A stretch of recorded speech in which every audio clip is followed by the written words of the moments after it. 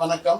நான் விஞ்ஞானியா சேர்ந்தோன்னையும் செய்தித்தாளில் பார்த்துக்கிட்டே இருக்கேன். விவசாயிகள் வந்து இந்த மாதிரி செய்திகள் பார்த்துட்டு இருக்கும்போது அதுக்கு ஏதாவது நம்மளால முடிந்த உதவி ஆராய்ச்சி மூலமா செய்ய முடியுமா அப்படிங்கிற ஒரு சிந்தனை இருந்துகிட்டே இருந்தது. என்னுடைய அந்த உரையை தொடங்குறதுக்கு முன்னாடி ஒரு நினைவேந்தல். இவர் உங்களுக்கு நிறைய பேருக்கு தெரிஞ்சிருக்கும்னு நினைக்கிறேன். தெரியுங்களா? குமாரவேலு ஐயா தெரிஞ்சுக்கோங்க. சிவராம் சாருக்கெல்லாம் நல்லா தெரியும். எனக்கு தெரிஞ்சு வன அதிகாரிகள் இந்தியாவில் நிறைய இருக்கிறாங்க. ஆனா விவசாயிகளை பத்தி அதிகமா சிந்திச்ச ஒரு வன அதிகாரி அப்படின்னா இவர் குமாரவேலு ஐயா. இவர் வந்து அவர் எல்லா இடத்துலையும் சொல்லிக்கிட்டே இருந்த வாசகம் என்னன்னு பாருங்க. என்ன சொல்லி இருக்கிறாரு? வரப்போறோம், மரம் நடுவோம், வரப்போவோம், ஏறி இருப்போம். உண்மையான விவசாயிகளை பற்றி இந்த ஈரோடுக்காக சேர்ந்தவர் தான். எனக்கு வந்து நான் வனக்கல்லூரி மேட்டுப்பாளையம்ல படிக்கும் போது கல்லூரி முதல்வராக இருந்தாங்க. எங்களை ரொம்ப வந்து விவசாயிகளை பற்றி சிந்திக்க தூண்டுனதுல இவர் ஒரு முக்கியமான பங்கு இருக்கு. நான் பேப்பர் படிச்சுட்டு விவசாயிகளை பற்றி சிந்திச்சேன்னா அதுக்கு ஒரு காரணமா இருந்தவங்க உங்களுக்கு தெரிஞ்சிருக்கலாம், ஆனா தெரியாம இருக்கலாம். இவர் சொந்த முயற்சியில போய் நாங்களாம் வந்து இப்ப சார் சொன்ன மாதிரி கவர்மெண்ட் பணத்துல ஆராய்ச்சி பண்றோம், முடிவுகள் கொண்டு வரோம். அவர் சொந்த முயற்சியில சொந்த பணத்துல ஆராய்ச்சி பண்ணி விவசாயிகளுக்காக மலைவேம்புல GK10 அப்படின்னு ஒரு மர ரகம் வெளியிட்டு இருக்காரு. இன்னைக்கு அந்த மலைவேம்பு தான் இந்தியா பூரா பரவிட்டு இருக்கு, வெளிநாடுகளுக்கெல்லாம் போயிட்டு இருக்குது. அவ்வளவு அற்புதமான ஒரு மலைவேம்புல ரகம் கண்டுபிடிச்சு வெளியிட்டு இருக்காரு விவசாயிகளுக்காக. ஸோ அவர் தவறிட்டாங்க. அதனால அவருடைய நினைவேந்தலோட என்னுடைய உரையை வந்து நான் தொடங்கினேன். அடுத்தது இன்னொரு ஒரு முக்கியமான கருத்து பகிர்ந்துக்கிற விரும்புகிறேன். இவர் வந்து ஷூமேக்கர்னு ஒரு பொருளாதார அறிவியல் விஞ்ஞானி. இவர் எந்த காலத்துல இருந்தவர்னு கேட்டீங்கன்னா ஜவஹர்லால் நேரு, நம்ம ஃபர்ஸ்ட் பிரைம் மினிஸ்டர், பிரதம மந்திரி இருந்த காலத்துல அவருடைய நண்பர். இந்தியாவை பூரா அலசி ஆராய்ஞ்சிருக்கிறார். ஆராய்ஞ்சு விவசாயிகள் நம்ம இந்தியாவில் உள்ள விவசாயம் சார்ந்த பிரச்சனைகள் எல்லாம் தெளிவாக ஆராய்ஞ்சிட்டு அவர் என்ன சொல்றாருன்னா, இந்தியாவில் உள்ள அனைத்து பிரச்சனைகளுக்கும் மரங்கள் மூலம் தீர்வு காண முடியும். இது என்னை ரொம்ப பாதிச்ச ஒரு விஷயம். ஸோ அப்ப நமக்கு ஏதாவது ஒரு பிரச்சனை வந்தா அந்த பிரச்சனைகளை மரங்கள் மூலம் நம்ம தீர்க்க முயற்சி பண்ணலாம். இந்தியாவை பொறுத்த வரைக்கும் அதுக்கு நிறைய காரணங்கள்லாம் சொல்லி இருக்கிறாரு. அந்த சுமாலிஸ் பியூட்டிஃபுல்னு ஒரு புக்கு இருக்குது, அமேசான்லயே கிடைக்குது. அதுல அந்த மாதிரி விஷயங்கள் சொல்றாரு. இன்னொரு முக்கியமான விஷயம், நமக்கு தெரிஞ்சிருக்கலாம், தெரிஞ்சு மறந்து இருக்கலாம், ஆனா அவர் அந்த காலத்துல சொல்லி இருக்கிறது சொல்றேன். ஒவ்வொரு நாட்டுக்கும் வந்து ஒவ்வொரு இயற்கை அன்னை, இயற்கை தெய்வம் எப்படியா வச்சுக்கோங்க, ஒரு வரங்கள் கொடுத்துருக்குறாங்க. இப்ப இந்தியாவுக்கு அந்த இயற்கை அன்னை கொடுத்த வரம் அப்படின்னு அவர் என்ன சொல்றாருன்னா, மரம். இந்தியாவுல அனைத்து வகையான தேவைக்கும் தேவையான மரங்கள் அப்படி ஒரு எந்த நாட்டிலையுமே இல்லை. உணவுக்காகட்டும், டிம்பர் அதாவது பலகை செய்யறதுக்கா, நீங்க எத்தனை வகையான தேவை மனித தேவைகளோ அது எல்லாத்துக்கும் மரம் வந்து இருக்கு. இதை விட இன்னும் ஒரு முக்கியமான கருத்து சொல்லியிருக்கிறாரு. மரங்கள் பூமியில இருந்ததுன்னா இந்த சூரிய சக்தியை வந்து சேகரிச்சு அதை பயன்பாட்டுக்கு கொண்டுட்டு வர ஒரு பெரிய சக்தி வந்து மனுஷன் எதனாலும் கண்டுபிடிக்கலாம் அதை சூரிய சக்தியை பயன்படுத்துறதுக்கு. ஆனா மரம் தான் வந்து ஒரு மிகப்பெரிய உன்னதமான ஆயுதம் அப்படின்னு அந்த காலத்துல சொல்லி இருக்கிறேன். என்னுடைய ஆராய்ச்சி இது. இப்ப இந்த காற்று தடுப்பான் இன்னைக்கு உட்காந்து பேசிட்டு இருக்கிறோம் இல்லைங்களா, இது வந்து புதுசா இப்ப கண்டுபிடிச்சு பேசுற விஷயம் இல்லை. அது நான் இந்த கூகுள்ல நிறைய விஷயங்கள் நம்ம தேடுறோம். அதுல இந்த என்கிராம் வியூவர்னு ஒரு வார்த்தையை போட்டோம்னா அந்த வார்த்தை வந்து எத்தனை வருஷ காலமா பயன்பாட்டுல இருக்கு அப்படின்னு நம்ம தெரிஞ்சுக்கலாம். அப்படி நான் ஒரு முயற்சி பண்ணேன். இந்த காற்று தடுப்பான்னு எத்தனை வருஷ காலமா பயன்படுத்திட்டு இருக்காங்க அப்படின்னு பார்த்தா 1886 காலத்துல இருந்து இந்த காற்று தடுப்பான்ங்கிற கருத்து வந்து பயன்பாட்டுல இருக்கு, ஆராய்ச்சிகள் இருக்குது. இப்ப ஒரு நூற்றுக்கணக்கான ஆராய்ச்சி கட்டுரைகளை நான் படிச்சிருக்கேன். என்னுடைய இந்த ஒரு ஆராய்ச்சி செய்யணும்னா அதுக்கு ஆராய்ச்சி திட்டம் நான் சமர்ப்பிக்கணும்னா அவ்வளவு சாதாரணமா சமர்ப்பிக்க முடியாது. அதுக்கு நான் முதல்ல நிறைய கற்றுக்கிறோம். கற்று அதை வந்து ஆராய்ச்சி திட்டத்தை நான் சமர்ப்பிக்கணும். அப்படி ஒரு நூற்றுக்கணக்கான ஆராய்ச்சி கட்டுரைகள் நம்ம நாடு வெளிநாடுகள்ல உள்ள உலகம் பூரா உள்ள ஆராய்ச்சி கட்டுரைகள் எல்லாம் நம்ம படிச்சுக்கிட்டே இருக்கும் போது இந்த காற்று தடுப்பான் சம்பந்தமான ஆராய்ச்சி கட்டுரைகளை படிக்கும் போது அதை ரொம்ப ஒரு சுருக்கமா என்ன புரிஞ்சுக்கலான்ட்டு ஒரு சிந்தனை வரும்போது எனக்கு தோணுன விஷயம் தான் இது. அது என்னது, பஞ்சபூதங்கள் இருக்கு இல்லைங்களா? பஞ்சபூதங்களுக்கும் காற்று தடுப்பானுக்கும் ஒரு தொடர்பு ஏற்படும். என்ன நான் புரிஞ்சுக்கிட்டேன்னா, பஞ்சபூதங்களையும் ஒரு கட்டுப்படுத்தக்கூடிய ஒரு ஆரோக்கியமான சூழ்நிலையா மாற்றக்கூடிய ஒரு சக்தி காற்று தடுப்பானுக்கு இருக்கு. இப்படி சொன்னா உங்களுக்கு நம்பிக்கை வராது. ஆனா நான் படிச்ச அந்த ஆராய்ச்சி முடிவுகள் எல்லாமே ஆராய்ச்சி முடிவுகளை வச்சுதான் நான் பேசுறேன். எதுவுமே ஒரு கற்பனையா பேசல. அதை நீங்க முதல்ல புரிஞ்சுட்டு இப்போ ஒவ்வொன்றா பார்க்கலாம். நம்ம நிலத்துல என்ன செய்யுது காற்று தடுப்பான், நீர்ல என்ன செய்யுது, ஆகாயம் நெருப்பு காற்றுல என்ன பண்ணுது, ஆராய்ச்சி முடிவுகளை ரொம்ப சுருக்கமா நான் சொல்றேன். நிலம் இப்ப மண் அரிப்பு எவ்வளவு சதவீதம் பாருங்க, 76% மண் அரிப்பு. காற்று மண் அரிப்பு, அதாவது மண் அரிப்பு 2 விதத்துல நடக்கும். வாட்டர் எரோசன் அப்படின்னு ஒண்ணு இருக்கு. நீர்னால ஏற்படக்கூடிய மண் அரிப்பு. அதை நிறைய ஆராய்ச்சி பண்றாங்க, நிறைய அதை கட்டுப்படுத்துறதுக்கான முயற்சி அரசாங்கத்திலேயே நிறைய செக் டேம் சொல்லி கேள்விப்பட்டிருப்பீங்க. நிறைய நம்மளே வரப்பு கட்டுறதே அப்படிதான். நீர்னால மண் அரிக்காம போறதுக்காக நம்மளே விவசாய நிலத்திலே நிறைய வேலை செய்வோம். ஆனா என்னைக்காவது காற்றுனால மண் எடுத்துட்டு போறத தடுக்கணும்னு முயற்சி பண்ணியிருக்கோமா? முயற்சி பண்றது இல்லை. ஆனா காற்றுனால கண்ணுக்கு தெரியாம இந்த படத்துல பாத்தீங்கன்னா தெரியும், உழுது போட்ட நிலத்துல ஒரு காத்து அடிச்சா என்ன ஆகும், மேல் மண்ணு போகும். ரொம்ப முக்கியமா அது ஆராய்ச்சியில என்ன அவங்க கவலை தெரிவிக்கிறாங்கன்னா, மேல் மண்ணுங்கிறது என்னன்னா, 1 சென்டிமீட்டர் மேல் மண் வரணும்னா 10,000 ஆண்டுகள் வேணும். எவ்வளவு? 10,000 ஆண்டுகள் 1 சென்டிமீட்டர். இப்ப இந்த மாதிரி ஒரு விவசாயம் நம்ம பண்ணும்போது அந்த 1 சென்டிமீட்டர் மண்ணு ஒரு 100 வருஷத்துக்குள்ளேயே காணாம போயிடும். இந்த மேல் மண் போறதுல 2 முக்கியமான இழப்பு. ஒண்ணு கரிம சத்து. கரிம சத்துங்கிறது ரொம்ப ரொம்ப முக்கியம், நமக்கெல்லாம் தெரியும் இல்லைங்களா? அதோடைய பண்பு, அதோடைய பயன்பாடெல்லாம் நிறைய இருக்குது. அது போயிடுது. இன்னொன்னு, மேல் மண்ணுல தான் இந்த நுண்ணுயிர்கள் நிறைய இருக்கும். நியூட்ரியன்ஸ் எல்லாம், சத்துக்கள் எல்லாம் இருக்கிறத நம்ம இழக்கிறோம். கண்ணுக்கு தெரியாத இழப்பு. இதை தடுத்து நிறுத்துறதுக்கு காற்று தடுப்பான் பெரும் உதவியா இருக்கும். நீர், நம்ம தண்ணி கிடைச்சா அதை பத்தி கவலைப்பட மாட்டோம். நானும் நிறைய விவசாய நிலம் பார்த்துருக்கேன். தண்ணி கிடைக்காத இடத்துல ரொம்ப வருத்தப்படும் போது, தண்ணி கிடைச்சா அதை எவ்வளவு நாளும் பயன்படுத்திடும். ஆனா இந்த காற்று தடுப்பான் இருக்கும் போது அந்த நீர் பயன்பாட்டு திறன், வாட்டர் யூஸ் எஃபிசியன்சின்னு நம்ம ஆங்கிலத்துல சொல்றாங்க, நீர் பயன்பாட்டு திறன்னா 64% வரைக்கும் அதிகமாகுது. இப்போ ஒரு உதாரணமா சொல்றேன். ஒரு ஆராய்ச்சி கட்டுரையில பண்ணிருக்காங்க. கோதுமை விளைவிக்கிறாங்க. ஒரு இடத்துல கோதுமை, அதே இடத்துல ஒரு தடுப்பான் போட்டு கோதுமை உற்பத்தி பண்றோம். பக்கத்துல காற்று தடுப்பான் இல்லாம கோதுமை உற்பத்தி பண்றோம். அவங்க என்ன சொல்றாங்கன்னா, 1 மீட்டர் கியூப், அதாவது 1 கன அடி தண்ணியில காற்று தடுப்பான் இல்லாம பண்ணணும்னா ஒரு 3/4 கிலோ கிடைக்குது கோதுமை.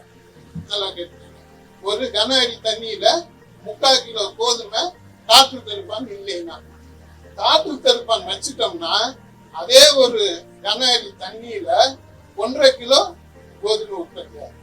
அதே அளவு தண்ணி கோதுமை உற்பத்தி அதிகமா கிடைக்கும்.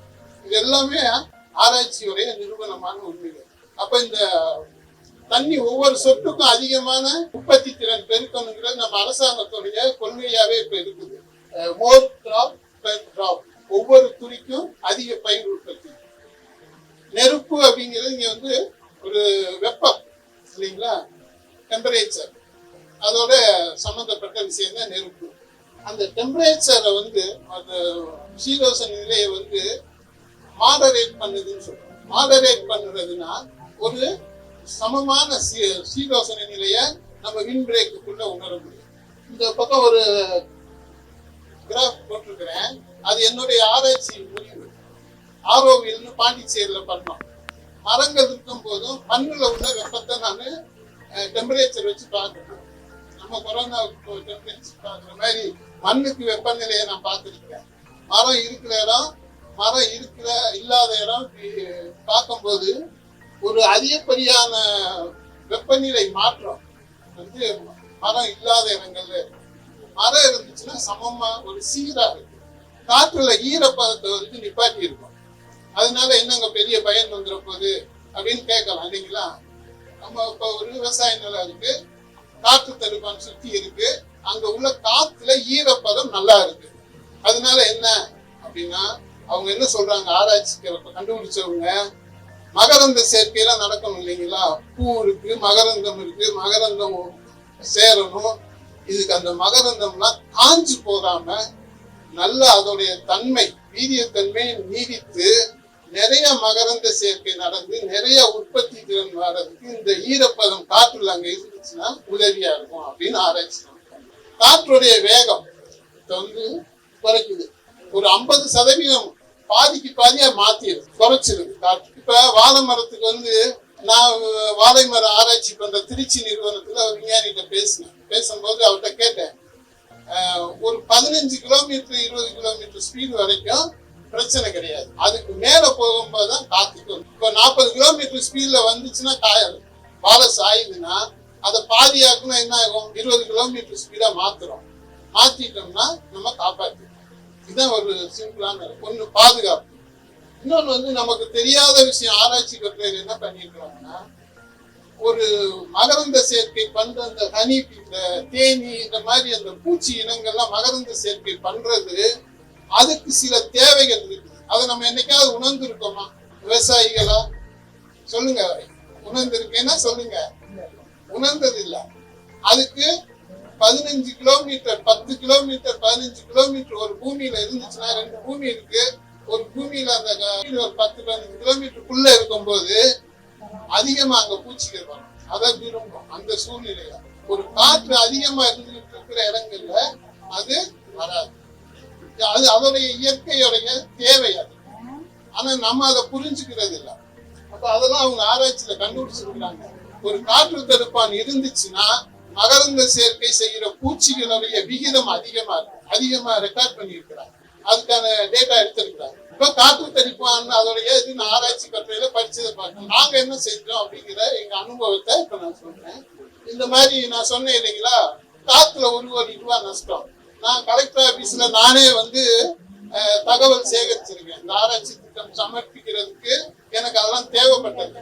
அப்பதான் எங்களுக்கு அந்த தேவையான பணம் கொடுப்பாங்க ஆராய்ச்சி பண்ண. அது பண்ணும்போது பார்த்தா 5 கோடி ரூபாய் ஒரு நான் கலெக்ட் பண்ண அந்த ஒரு வருஷத்துல 5 கோடி ரூபாய் ஃபார்மர்ஸ் கொடுத்த ரெக்கார்டு உள்ளது. ஃபார்மர்ஸ் கேட்டு கிடைக்காம இருந்தது இன்னும் இருக்கு. அப்ப 5 கோடிக்கு மேல ஒரே ஒரு மாவட்டத்துல அந்த மாதிரி ஒரு ரெக்கார்டு. சோ அப்ப மரம் ஒரு தீர்வாகுமா அப்படிங்கிற ஒரு முயற்சி தான் என்னுடைய ஆராய்ச்சி. அடுத்து நாங்க வந்து தமிழ்நாடு பூரா எங்களுக்கு வந்து ஒரு பெரிய வரப்பிரசாதம் அப்படின்னு ஒண்ணு இருக்குது. அது என்னன்னா, உலகத்திலேயே இந்த சவுக்கு மரம் அதிகமா இருக்கிறது ஆஸ்திரேலியா. ஆனா ஆஸ்திரேலியா இல்லாம தாய்லாந்து, கென்யா, பாப்பா நிறைய கண்ட்ரில இருக்குது, அத மிச்ச நாடுகள்லயும் இருக்குது. ஆனா நாங்க எங்க நிறுவனம் கோயம்புத்தூர்ல, நான் அதை பெருமையா சொல்லுவேன், எல்லா உலகத்துல உள்ள எல்லா நாடுகள்ல இருந்தும் சவுக்குகளை கொண்டு வந்து இங்க சேகரிச்சு நாங்க வச்சுட்டோம். எங்ககிட்ட போதுமான அளவுக்கு சவுக்கு வகைகள் இருக்கு நிறைய. ஸோ இப்போ எந்த ஒரு தேவைக்கோ அதுக்கு நாங்க அதுல இருந்து எடுத்துக்கணும். ஸோ அந்த மாதிரி வகை அதிகமா சவுக்கு உலகத்திலேயே அதிகமா எங்க நிறுவனத்துக்கிட்ட இருக்கு. அதோடைய பயன்தான் வந்து இந்த மாதிரி தேர்வு செஞ்சோம். காற்று தடுப்பானுக்காக தாய் மரங்களை தேர்வு செஞ்சு கொண்டுட்டு வந்து ஒரு 25 வகை தாய் மரங்களை எடுத்துட்டு வந்து நாங்களே ஆராய்ச்சி முதல் நிலை அது.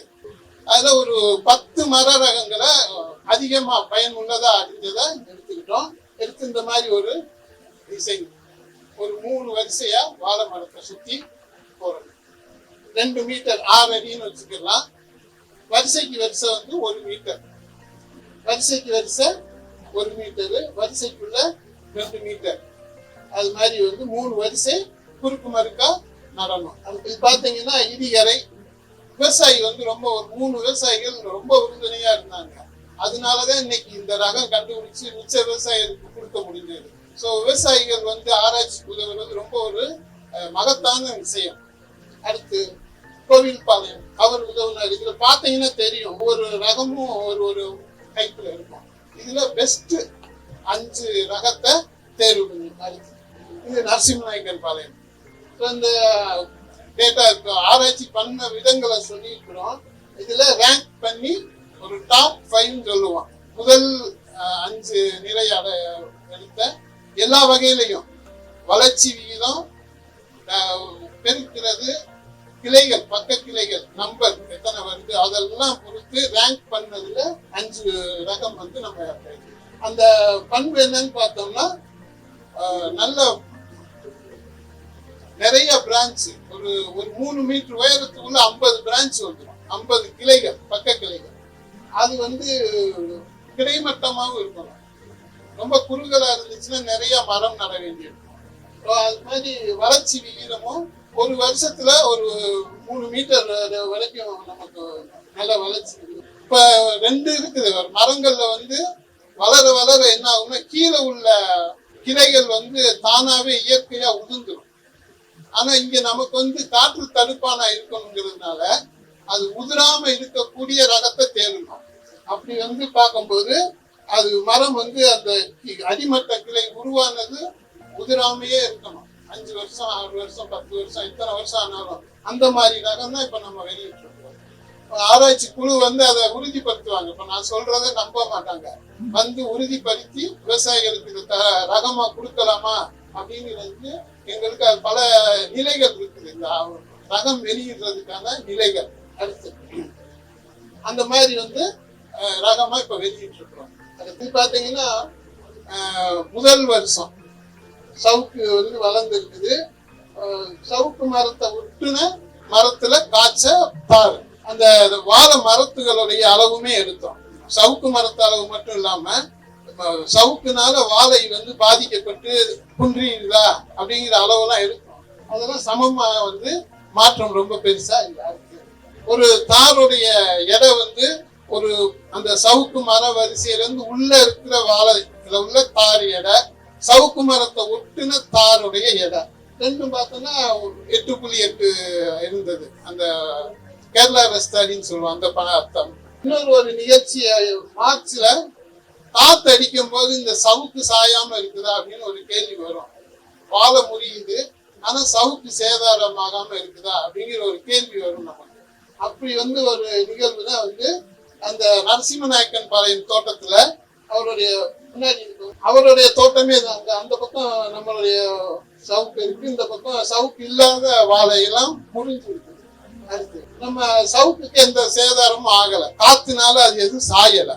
சோ அதனால நாங்க உறுதிப்படுத்தி இருக்கிறோம். இந்த மாதிரி நிகழ்ச்சிகள் மூலம் காற்றுனால இந்த சவுக்கு சாயல அப்படிங்கிறத பண்ணிருக்கிறோம். வாழையும் அடுத்து பாத்தீங்கன்னா ஒரு 4 வருஷத்துல அந்த வளர்ச்சி வந்தது. அடுத்து அந்த நரசிம்மநாயக்கன் பாளையத்துல அறுவடையும் பண்ணோம். இது பொள்ளாச்சி வானவராயர் காலேஜ்ல விவசாயிகளுக்கு ஒரு பயிற்சி எல்லாம் வந்தாங்கன்னா தெரிஞ்சுக்கிடுவாங்கன்னு அங்க போட்டுருக்கோம். இப்ப இன்னும் இருக்குது, யாரும் போனீங்கன்னா பார்க்கலாம். இப்ப இந்த சவுக்கு அவர் அறுவடை பண்றாரு விவசாயி, 20 டன் கிடைக்குது. அன்னைக்கு 2015ல அவருக்கு விவசாயிக்கு 20 டன்னு ஆன் ஃபார்ம் ரேட், வெட்டுக்கூலி டிரான்ஸ்போர்ட் சொல்லுவோம் இல்லைங்களா, அதெல்லாம் இல்லாம அவர் கையில 1 லட்சம் ரூபாய் கொடுத்து இதை எடுத்தாங்க. நாங்க அங்க இருக்கிறோம், எங்களுடைய நான் தான் அந்த கான்ட்ராக்ட்காரங்களை நீங்க அவருக்கு அறிமுகப்படுத்தணும்.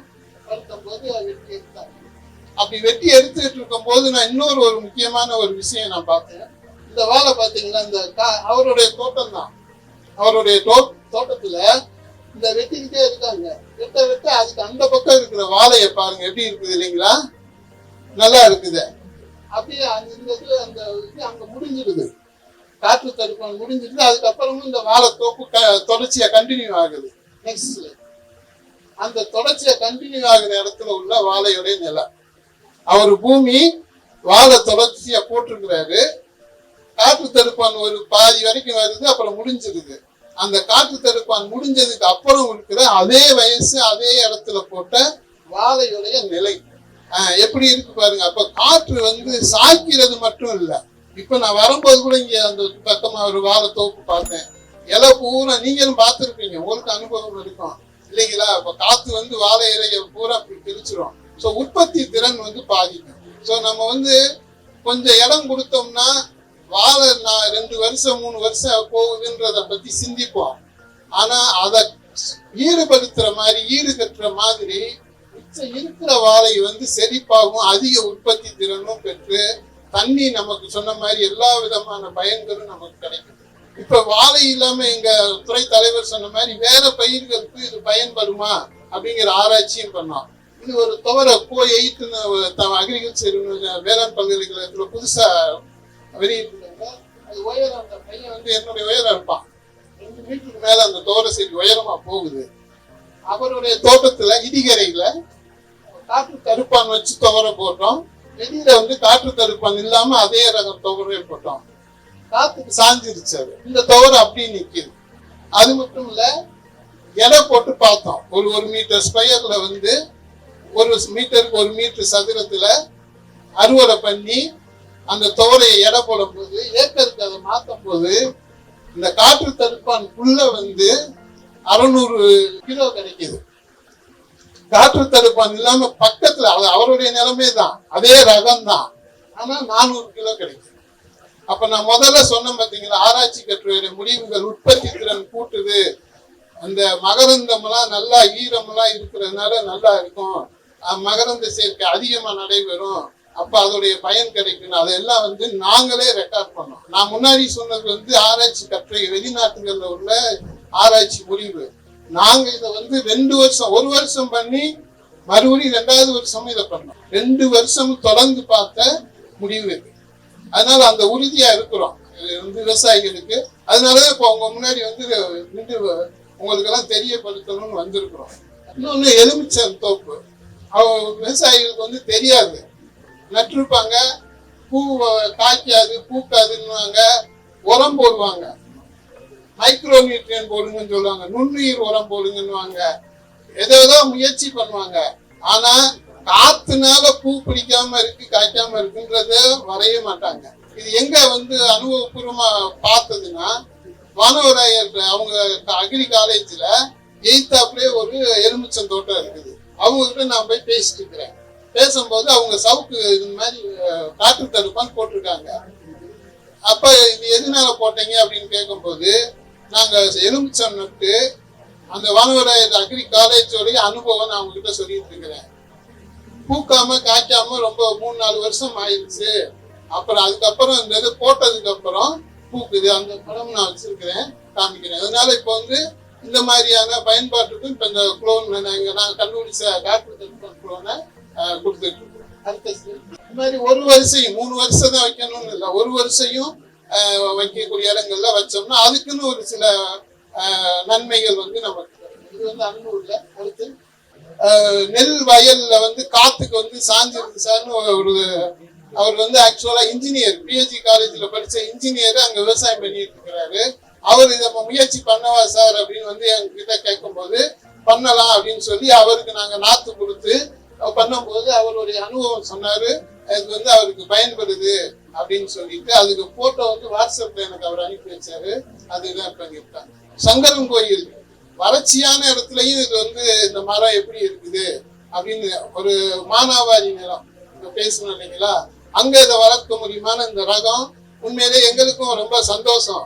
இந்த ரகத்துக்கு அந்த தன்மை இருக்குது, மானாவாரியிலையும் இந்த அளவுக்கு நல்லா வருது. அந்த கிளைகள் உற்பத்தி ஆகாதுன்னு சொல்லுவாங்க. இப்ப வறட்சியா இருந்தா, ஆனா இது அது மாதிரி இல்லை, நல்லா வந்து உற்பத்தி ஆயிரும். இது இங்க நம்ம திருப்பூர் ஆனந்த் சார் உங்களுக்கு நிறைய பேர் தெரிஞ்சிருக்கலாம், சிபி டெக்ஸ்டைல். அவர் வந்து ஒரு 10,000 கன்று வாங்கி தேனியில வந்து அவருடைய தோட்டத்துல போட்டு எனக்கு நல்லா வருதுங்க சார் அப்படின்னு ஒரு அனுபவம் வந்து எனக்கு கொடுத்தாரு. வானவராயர் காலேஜ்ல இருக்கிற பல்லடத்துல அந்த மேய்ச்சல் நிலத்துல போட்டோம். அதுவுமே நல்லா வந்து வளர்ச்சி தாங்கி மேய்ச்சல் உற்பத்தி, புல்லுடைய உற்பத்தி எல்லாம் கூட்ட முடியுமா அப்படிங்கிற ஆராய்ச்சி திட்டத்துக்காக நாங்க ஒரு முயற்சி பண்ணோம். இது இப்ப சாரு அவங்க அனுபவம் சொல்லுவாங்க. TK பண்ணைன்னு கிருஷ்ணமூர்த்தி சாரு அவரு கொஞ்சம் வாங்கி போட்டு அதோடைய வளர்ச்சி இதுல எல்லாம் அவருக்கு ரொம்ப பிடித்தமாயிட்டு இப்ப மறுபடியும் ஒரு 10,000 கன்று கேட்டிருக்காங்க. அவருடைய அனுபவத்தை சொல்ல சொன்னேன்.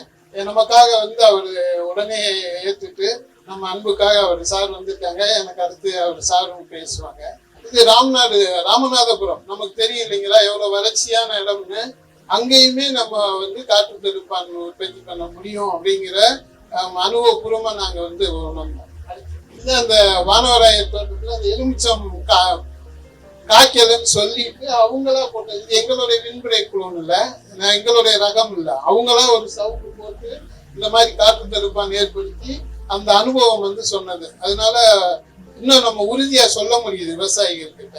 மாமரத்துல அந்த பிஞ்சு, இது முக்கியமா இளம் மாமரங்கள்ல வந்து பிஞ்சு உளுந்துரும், காத்துல பேப்பர்ல வரும். இப்ப வாழை எப்படி சாயுது நியூஸ் வருதோ அது மாதிரி ரொம்ப காத்து. இப்ப நம்ம துறை தலைவர்லாம் சொன்ன மாதிரி இன்னைக்கு சீதோஷண நிலை மாற்றங்கள் பத்தி ரிப்போர்ட் வந்துருச்சு, 6வது ரிப்போர்ட்டுங்க. ஐநா சபை அவங்களுடைய அமைப்பு பெரிய ரொம்ப அதிகமாகும்ன்றாங்க. இந்த மாதிரி காத்து அதிகமா இருக்கிறது, அதிக மழை, புயல் மாதிரி வர்றது எல்லாம் நிகழ்வுகள் வந்து ரொம்ப அதிகமா இருக்கும்னு சொல்றாங்க. நம்ம அதுக்கு நம்மளை தயார்படுத்திக்கிறோம். அது வந்து ரொம்ப நம்மளுடைய தேவை. அது இப்ப காயர் இண்டஸ்ட்ரி, இப்ப நாங்க விவசாயிகளுக்காக நான் கண்டுபிடிச்சாலும் இப்ப அவங்கதான் வந்து காயர் இந்த டஸ்ட் எல்லாம் அரெஸ்ட் பண்றதுக்கு இதே ரகத்தை போடுறாங்க. நல்லா பயன் கிடைக்குது அவங்களுக்கு. ஒரு செவர் மாதிரி இருக்குது இல்லைங்களா. இந்த சாண்ட் கிரஷர் யூனிட் அவங்களுக்கும் வாங்கி போட்டு நல்லா பிளாக் பண்ணுது, அந்த இது தடுக்குது. கோழி பண்ணையில அந்த ரெக்கையெல்லாம் பறக்குது அப்படின்னு சொல்லிட்டு அதுக்கு கேட்டு அவங்க வாங்கிட்டு போய் போட்டு இப்ப அந்த மாதிரி இப்ப விவசாயிகளுக்காக நான் கண்டுபிடிச்சேன். ஆனா மிச்சம் எல்லாருக்கும் இது வந்து இப்ப பயன்பாட்டுல வந்து வந்துருக்கு.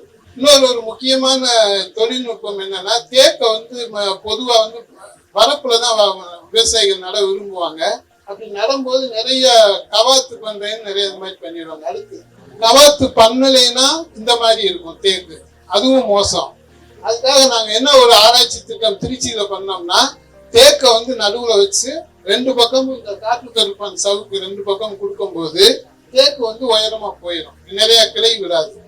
நம்ம சவுக்கை வந்து 4வது வருஷத்துல 3வது வருஷத்துலயே நம்ம அறுவடை பண்ணி அடுத்து இப்ப சவுக்கை வந்து அறுவடை பண்ணிட்டேன்.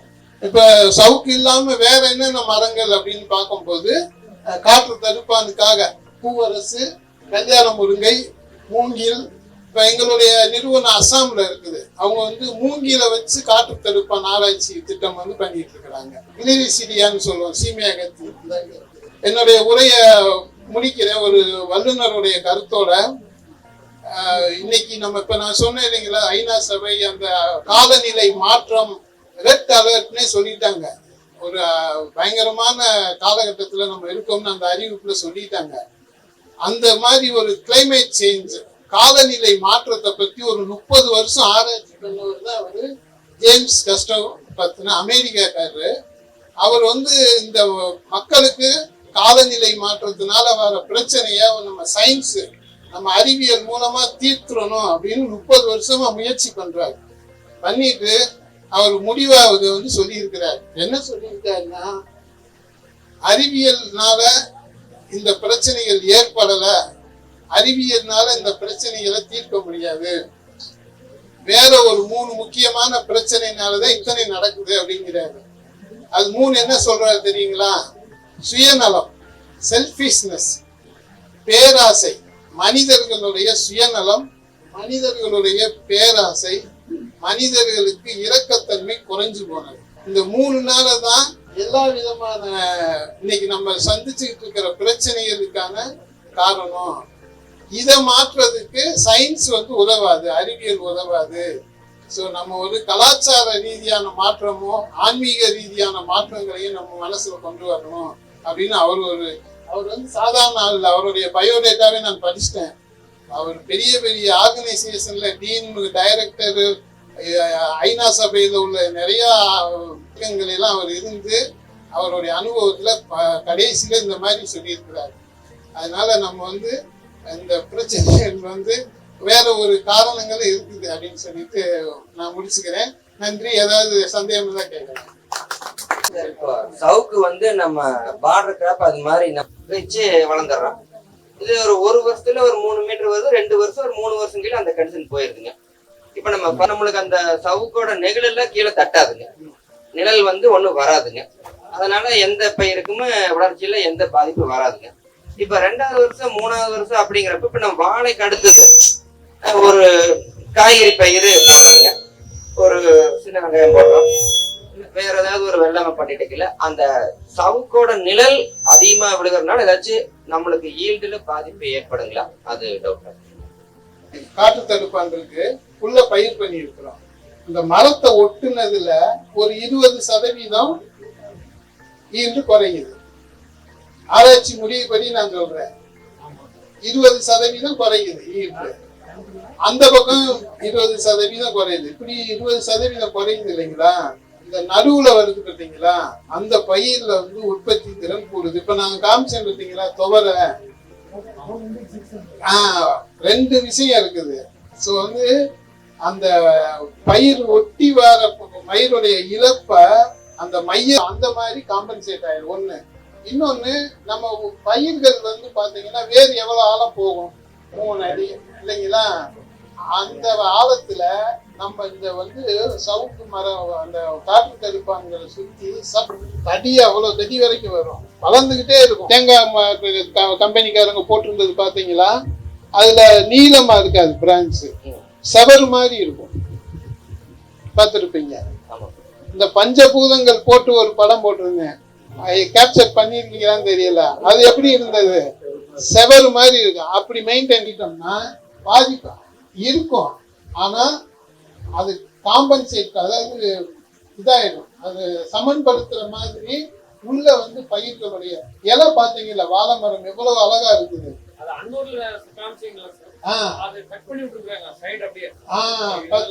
நீங்க சார் கரெக்டா பாத்துருக்கிறாரு. 10 ரகம் வந்து என்ன ஆயிடுச்சு, பட்டு போயிடுச்சு. ஒவ்வொரு ரகத்துக்கும் 3 மரம் நட்டுருக்குறோம். அந்த 10 ரகத்துல இருக்கிற 3 மரமுமே பட்டு போச்சு. இப்ப நம்ம வெளியிட்டு இருக்கிற மரம் வளர்ந்துகிட்டு இருக்குது.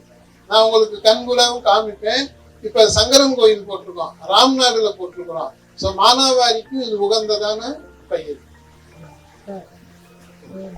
ஆக்சிஜன் அதிகமா கொடுக்குது பத்தி கொஞ்சம் கருத்து. சரி சரி சரி. இல்ல இது நாம பொதுவா உலகத்துல எல்லா தாவரங்களுக்கும், மரம் இல்ல பச்சையம் உள்ள எல்லா தாவரங்களுக்கும் ஒரே ஒரு விதத்துலதான் அது ஒளிச்சேர்க்கை பண்ணுது, உணவு உற்பத்தி பண்ணுது. அது என்னன்னா கார்பன் டை ஆக்சைடு, கரியமில வாயை எடுத்துட்டு பிராணவாயை வெளியிடும். அது சின்ன பச்சை தாவரமா இருந்தாலும் சரி, பெரிய தாவரமா இருந்தாலும் சரி, மரமா இருந்தாலும், எந்த மரமா இருந்தாலும், புரோசோபிசா, யூக்கலிப்டஸ், இந்த அதெல்லாம் கட்டுக்கதை. அதாவது அதுக்கு பின்னாடி பின்புலத்துல நிறைய விஷயங்கள் இருக்குது. நமக்கு ஒரு என்னங்களா அதாவது இப்ப வந்து நம்ம வந்து என்னன்னா, இப்ப காற்று தடுப்பான் வந்து 20 H, அது நான் வச்சு 200 மீட்டர் வரைக்கும் இந்த காற்று தடுப்பானால பயன் கிடைக்கும். அதுக்கப்புறம் காத்து வந்து மறுபடியும் ஸ்பீட் ஆக ஆரம்பிச்சிடும். சோ இந்த இதை வந்து நீங்க இப்ப 6 மீட்டர்ல நிப்பாட்டினீங்கன்னா 20 × 6 120 மீட்டர் வரைக்கும் தான் உங்களுக்கு அந்த பயன் இருக்கும். 120வது மீட்டர்ல இன்னொரு இது போடணும்.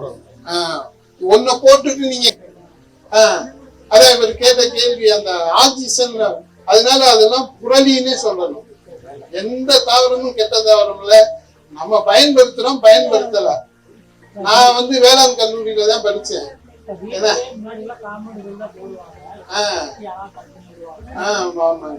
தூசி இப்ப ஒரு ரோட்டோரத்துல ஹைவேஸ்ல பாத்தீங்கன்னா தூசி அதிகமாகுது. இத பார்த்து அழகா வச்சு அழகாவும் இருக்கு, உலகத்துக்கு நன்மை, வீட்டுக்குள்ள தூசியும் வராது, அந்த மாதிரி பல நன்மைகள் இருக்கு. அதனால இந்த புரளிகள் வந்து நம்பாதீங்க. எல்லா மரமும் நல்ல மரம். எங்களை பொறுத்த வரைக்கும் உலகத்துல ஒரே ஒரு முறைதான் இன்னைக்கு வரைக்கும் இருக்குது. இன்னொன்னு பெரிய ஆச்சரியமானது, அந்த முறையை நம்ம மனுஷங்கனால கண்டுபிடிக்க முடியல. உணவு உற்பத்தி பண்ற முறைய, கார்பன் டை ஆக்சைடு எடுத்து ஆக்சிஜனை வெளியே விட்டு உணவை உற்பத்தி பண்ற முறை வந்து அவ்வளவு இயற்கையுடைய உன்னதமான நிலை. எல்லா மரத்துக்கும் அது ஒரே முறை தான் இருக்குது. அதனால குழப்பமே வேண்டாம். நீங்க சவுக்கு நட்டீங்கனாலும், தைல மரம் நட்டீங்கனாலும், தேக்கு மரம் நட்டீங்கனாலும் அது ஒன்றும் பெரிய மாறுபாடு இருக்காது. அகத்தி மரத்துக்கு அந்த மாதிரி ஸ்ட்ரென்த் இல்ல. இந்த சவக்கு மரத்துக்கு இருக்கிற மாதிரி ஸ்ட்ரென்த் அகத்தி மரத்துக்கு இல்ல. அது காட்டு வந்தா அது பிராஞ்ச் எல்லாம் சடனாகி ஒடிஞ்சிடும். இப்போ ஈவன் மரத்தண்டே கீழே வந்துடலாம். அது ஒரு மரத்தை வச்சு நம்ம பார்த்துட்டு அத மாதிரி ட்ரை பண்ணலாம். சவக்கு அது அந்த என்னன்னா கீழே இருக்குன்னா நிறைய பிரான்ச்சஸ் இருக்குதுனால அது எந்த பர்பஸுக்கு யூஸ் பண்ணது. அதுலயே வேற மரம் இருக்கு, அந்த போல்ஸ் கிட்ட மாதிரி இப்ப கட்டி வச்சிருக்கு இல்லையா, இதெல்லாம் நிறைய கேஷுரின்னதா. அது பர்பஸ் வேற, அது வேற ஸ்பீஷிஸ்.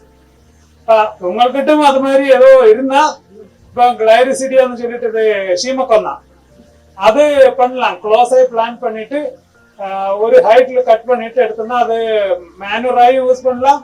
தென் காட்டு தடுப்பதுக்கும் யூஸ் பண்ணலாம். பட் அதனோட ரூட்டு வேறு ஒரே உள்ளிലേക്ക് போயிட்டு தென் நம்ம க்ராப் பிளான்ஸ் கொடுத்த நியூட்ரன்ஸ் எல்லாம் எடுத்துக்கலாம். அதுவும் இருக்கு, அந்த காம்படிஷன் வரும். சார் இன்னொரு விஷயம் இருக்கு இல்லைங்களா, அப்ப அது எவ்வளவு நாள் இருக்கும், அதுக்கு ஏதாவது பாதுகாப்பு முறைகள், அதுக்கு ஏதாவது நம்ம பாதுகாப்பு முறைகள் பராமரிக்கிற முறைகள் இருக்குங்களா? நல்லா கேட்டது நம்ம பண்ணலாம். ஒண்ணு வந்து அது என்ன சொல்றோம்னா சாஃப்ட் ரொட்டேஷன் விண்ட் பிரேக் அப்படின்னு நாங்க அது இங்கிலீஷ். குறுகிய காலத்திலேயே நம்ம அறுவடை பண்ணலாம். 4 வருஷத்துல அறுவடை பண்றோம், திரும்ப மறுபடியும் வைக்கிறோம். அது ஒரு முறை. அப்ப இந்த நான் சொன்ன அந்த 20 டன் கிடைக்கும் ஹெக்டேருக்கு. அது நம்ம சேல் விற்கிறோம், திரும்ப வைக்கிறோம். அது இல்லாம இந்த மரத்தை அப்படியே நான் இப்போ 3 தோட்டம் காமிச்சேன் இல்லைங்களா, அதுல வந்து ஒரு தோட்டத்துக்காரு இன்னைக்கு வரைக்கும் வச்சிருக்கிறாரு. எனக்கு அது அழகா இருக்கு சார், இருக்கட்டும் சார். 7 வருஷம் ஆச்சு, இப்ப 10 வருஷம் ஆயிடுச்சு. 10 வருஷமா வச்சிருக்கிறாரு. இதோடைய வாழ்நாள் காலம் கேட்டீங்க இல்லைங்களா, நீங்க அது வந்து 100 வருஷம் வரைக்கும் கூட அது பார்த்துக்கணும், ஒண்ணுமே ஆகாது. அதுக்கப்புறம் என்ன ஆகும்னா பெரிய மரம் ஆகும்போது ஒரு முக்கியமான நன்மை என்னன்னா பிரான்ச் தேவையில்லை. இந்த தடிச்சு வார மரமே காத்த தடுக்கும். அவ்வளவு ஒரு இது. தேனியில இந்த சவுக்கு வந்து ஒரு 20 வருஷத்துக்கு மேல வளர்ந்த தேக்கு இது சவுக்க அறுவடை பண்ணி நான் பக்கத்துல இருந்து பார்த்தேன். இந்த மாதிரி செட்டு போடுறோம் இல்லைங்களா, பீம், அழகான பீம் கிடைக்குது. சவுக்கு அவ்வளவு ரொம்ப ஸ்ட்ராங் டிம்பர். அது நல்ல மரமா யாருமே நம்ம இந்தியாவில வந்து பயன்படுத்திய பண்ணல. ஆனா அதுக்கான வாய்ப்பு இருக்கு. நீங்க அதை வந்து பெரிய மரமா வளர்க்கலாம், அந்த மாதிரி பீம்லாம் எடுக்கலாம். அதுல அந்த மாதிரி ஒரு நன்மை. இப்ப 2 விதமாவும் அதை நம்ம வளர்த்துக்கலாம், நம்ம தேவையை பொறுத்து. முளைக்குது, ஆனா பயிரா வரமாட்டேங்குது, கருகிருது. ஒண்ணு தேக்கு சந்தன விதைகள் வந்து முளைக்கு போட்டா முளைக்கிறது இல்லை, ஆனா தானா உண்டா முளைக்குது. சரியான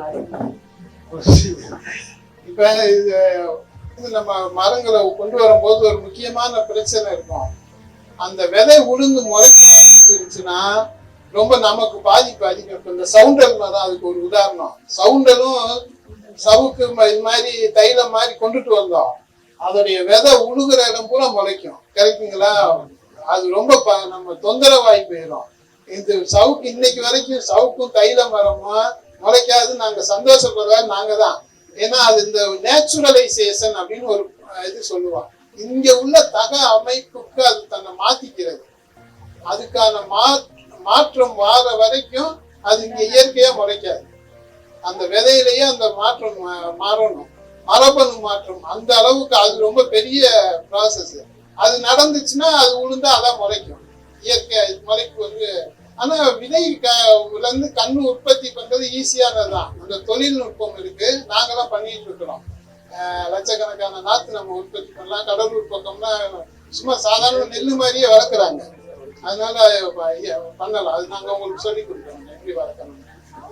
அதுக்குள்ளதான் வந்து இப்போ வாழைப்பயிர் எல்லாம் இருக்கு அந்த தோட்டத்துல. இப்போ அந்த நிழலடியில இந்த சவுக்கு வளருமா, அல்லது அந்த வேறு தென்னமரம் வேறு ரூட்டுல இந்த நம்ம ரூட்டு போய் வளர்ந்துருமான்னு கேட்குறேன். வேறு வந்து பிரச்சனை இருக்காது. அதுக்கு சீமக்கருவேலை பெரிய மரம், 20 வருஷம் 30 வருஷம் வளர்ந்த மரத்துக்குள்ள நான் நட்டு அது வந்துருச்சு. ஆனா நிழல் வந்து பிரச்சனை. வேர்னால அதுக்கு பெரிய அது அவ்வளவு வீரியமானது சவுக்கு பொறுத்த வரைக்கும். அந்த ரகமே நாங்க டெஸ்ட் பண்ணியிருக்கிறோம். சிவராம் சார் கிட்ட கூட அந்த போட்டோ ஷேர் பண்ணேன் நான் ஒரு தடவை அந்த குரூப்ல. சீம கருவேலைக்குள்ள இது வளருது, வீரியமா வளருது. அந்த அளவுக்கு இதுக்கு பவர் அதிகம். ஆனா நிழல் அடிச்சா வளராது, கொஞ்சம் வெயில் கிடைக்கும். நிழல்ல சுத்தமா வராது, அப்படியே நம்ம நட்ட மாதிரியே இருக்கும். சந்தோஷம். எங்களுக்கும் அங்கே நிறைய பேர் வாழைகள் வச்சுருக்கோம், நிறைய பேருக்கு இந்த பிரச்சனை இருக்குது. இதை நாங்கள் அவங்க எடுத்துகிட்டு போகிறதுக்கு உதவியாக இருக்கோம். இதில் சில வரலாற்று நிகழ்வுகளையும் நினைச்சு சொல்ல விரும்புகிறேன். நம்மள்கிட்ட ஒரு அமைப்பு இருந்தது. எல்லாரும் அவங்கவுங்க தோட்டத்தோட வேலிகளை நீர்வழியை தான் வச்சுருந்தாங்க. அவங்க வச்சிருக்கிற பயிர்களுக்கு ஏற்ற மாதிரி உயரமாக தான் மெயின்டைன் பண்ணாங்க. இந்த நிறைய பேர் கேட்டீங்க, காய்கறி பயிர் இந்த மாதிரிலாம் கேட்டீங்க. அதெல்லாம் 6 அடி 7 அடி வேறு வச்சுருந்தாங்க. எங்கள் கிராமத்தில் என்னுடைய இடத்துல எனக்கு 16 ஏக்கர் இருக்குது. அதில் 8 ஏக்கரில் வேலி ஃபுல்லுமே மணமரம். ஒரு மரத்துக்கும் இன்னொரு மரத்துக்கும் ஒரு 1.5 அடி தான் கேப் இருக்கும். எங்கள் தோட்டத்தில் வாழை வந்து நுரிஞ்சு விழுந்தது இல்லை. முன்னாடியிலேருந்து பரம்பரையாக பனையும் வாழையும் தான் பண்ணிட்டு இருக்கோம். இது உண்மையிலேயே ரொம்ப யூஸ்ஃபுல்லாக இருக்குது. ஷார்ட் ஸ்பேனில் கொண்டு வரதுங்கிற ஒரு இன்ஃபர்மேஷன் உங்களோட இணைந்து இது விஷயமா வேலை செய்ய ஆர்வமாக இருக்கும். ஏன்னா இது விஷயமா IIT Chennai plus central government plus அவங்கள்ட்ட பேசிக்கிட்டு இருக்கும்போது இந்தியா முழுக்க நிறைய பேர் இந்த மாதிரி ஆராய்ச்சி பண்ணி நிறைய தகவல்களை வச்சுருக்கீங்க. நிறைய விவசாயிகள் தோட்டத்தில் கஷ்டப்பட்டு அந்த விவசாயிக்கு இதை எப்படி கொண்டு போய் அவங்க தோட்டத்தில் அவங்க வீட்டு வாசலை கொடுக்கறது அப்படிங்கிறதுக்கு வெற்றி மாதிரி நாங்களும் உங்களோட இணைந்து உதவி செய்ய ரொம்ப சந்தோஷம். இது இது வெளிநாடு சவுக்கே இல்லை. இது அந்த ஐட்டம் உங்க இதுல இருக்கா சார்? இது இல்லை, இது அரக்கேரியான்னு. இது நம்ம ஊருக்கு ஏற்றது இல்லை. ஓ சார், நம்ம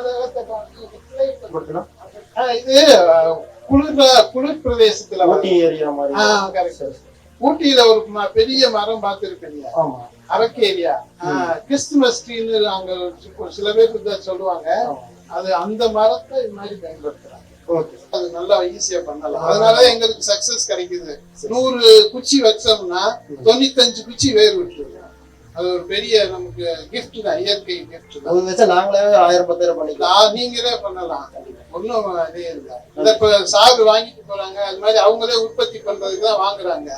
வாங்கி உற்பத்தி பண்ணி விவசாயிகளுக்கு எல்லாம் கொடுப்பாங்க. பொன்பாண்டி சார் வந்து வாங்குறாங்க. ஈக்குவலா இருக்கிற வேற ஏதாச்சும் மரம் இருக்குங்களா? நிறைய. அதான் இப்ப சொன்னேன் இல்லைங்களா, பூவரசு, புன்னை, வேப்பூர். அது நாங்க முயற்சி பண்ணிட்டு இருக்கிறோம். இப்ப சிவராம் சார் சொன்னாங்க இல்லைங்களா, காற்று தடுப்புக்கு வேப்ப மரம் செலக்ட் பண்ணலாம். இப்ப கிரிசிட்டியான்னு சார் சொன்னாங்க இல்லையா, அந்த மரம், கல்யாண முருங்கை, இது மாதிரி நம்ம பூங்கம். அது மாதிரி ஏதாச்சும் உரங்கி இது கொடுக்கணுமா இல்ல அதெல்லாம் தேவையில்லைங்களா? வேண்டியதே இல்லை. மரத்துக்கு நாங்க எங்க நிறுவனம் எந்த இதுக்குமே நாங்க உரங்களே பேசவே மாட்டோம். இந்த எரு இருக்கு இல்லையா, இது பாருங்க. ஏன்னா மரத்துடைய வேர் எங்க இருக்குன்னே தெரியாது. நம்ம எங்க உரம் வைக்கிறோம் அது வேர் எங்கேயோ இருக்கும், வேஸ்ட். அது வந்து நாங்க ரெக்கமெண்ட் பண்றதே இல்லை. எங்க பொதுவா